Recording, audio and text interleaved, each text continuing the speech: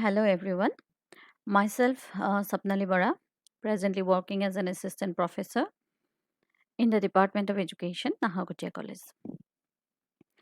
Today I'm going to discuss about lesson plan, both micro and macro lesson plan. So first of all, let us discuss about the meaning of lesson plan. A lesson plan actually is a blueprint. It is the preparation for a class. According to LB Sense, a lesson plan is actually a plan of action.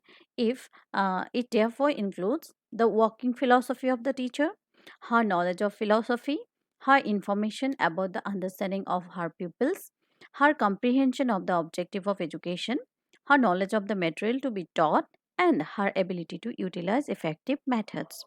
That means selection plan is the complete plan, complete preparation before going to the class by a teacher. So let us discuss about the importance of lesson plan. Lesson plan helps in defining the goal of the teaching, goal of the lesson. It keeps the teacher on the track. If a teacher prepares the lesson plan before entering the class, then he will be on his track and it will help him to proceed on the proper way.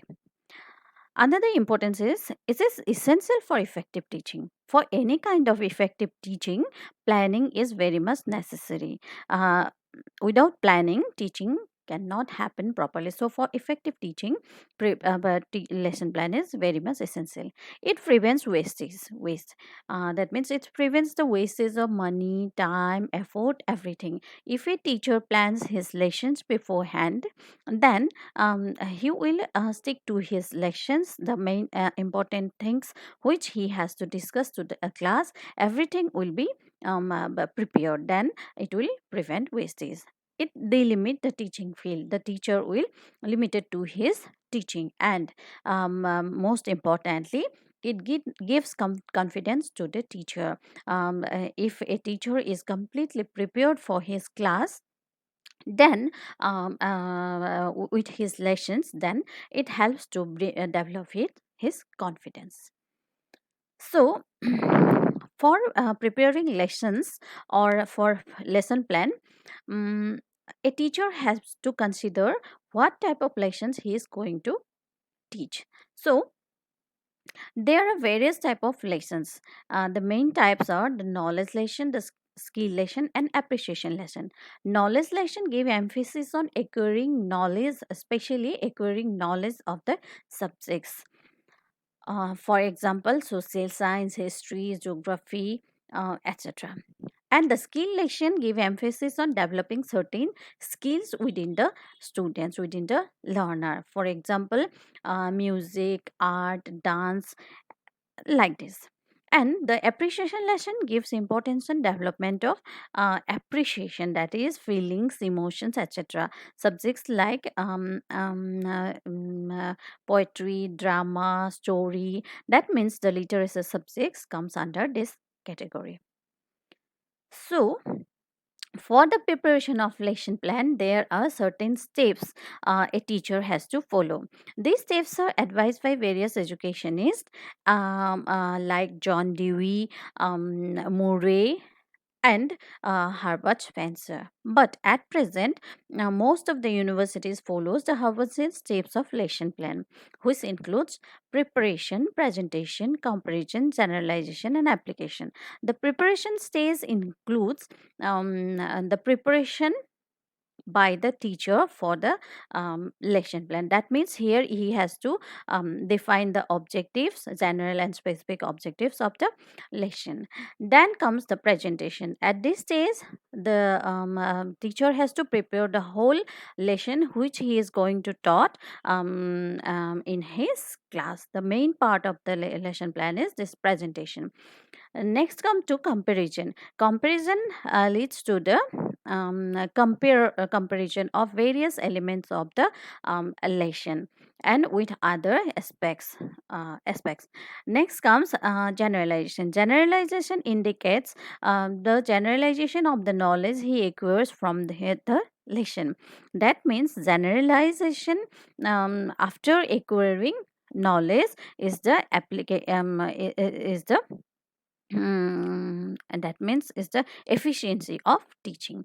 And last but the most importantly, application. In this stage, the teacher has to include in his lesson plan what are the knowledge the students are able to acquire from the lesson. At this stage, teacher includes questions, assignments, and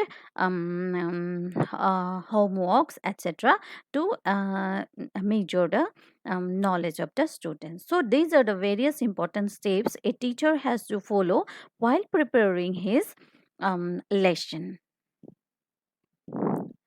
So now come to macro and micro teaching. The actual teaching which generally teacher follows in the school, college and universities, which mainly covers 45 to 1 hour classes, is called macro teaching. That means macro teaching includes the actual classroom teaching. So, macro lesson plan is a teaching strategy and curriculum formulated by a teacher for a specific subject to teach for a long period, such as for a semester, year, month, etc. It incorporates all the various topics that to be taught in a subject. This involves actual teaching.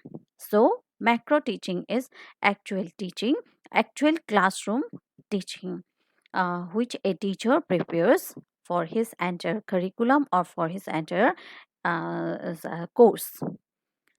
Then comes micro teaching. Micro teaching is specially used in providing training to the would be teachers or teacher training. It is a scaled down simple teaching.